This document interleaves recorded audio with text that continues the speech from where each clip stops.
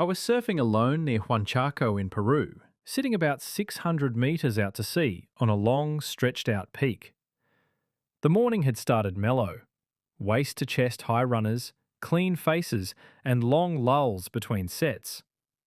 But as the tide shifted, the swell began pulsing harder and the sets started stacking unpredictably.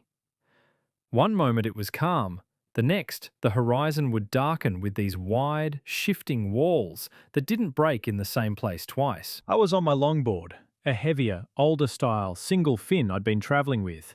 Great for trimming, but not exactly ideal for late takeoffs or sudden changes in the lineup. When what looked like the biggest wave I'd ever seen stood up in front of me, I froze. It wasn't just tall, it had that thick, rolling Huanchaco energy that feels like it's moving the whole ocean with it. I panicked, ditched the board, and tried to dive underneath.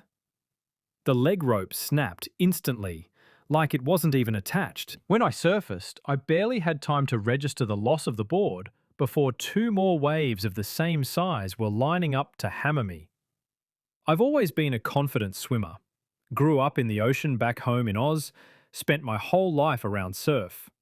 But something about being alone, far out, and staring down those next two waves triggered a full meltdown. My chest seized, I started hyperventilating, and no matter how hard I tried, I couldn't pull a breath. I remember thinking, this is it. This is how I die. And feeling strangely calm about it. Eventually, somehow, my breathing came back. I started swimming slowly toward shore, switching between freestyle and floating on my back, kicking but feeling like I was barely moving. The sweep was strong and dragged me about a kilometre down the beach. I felt completely powerless, just drifting and hoping I'd eventually get pushed somewhere shallow. My board didn't survive.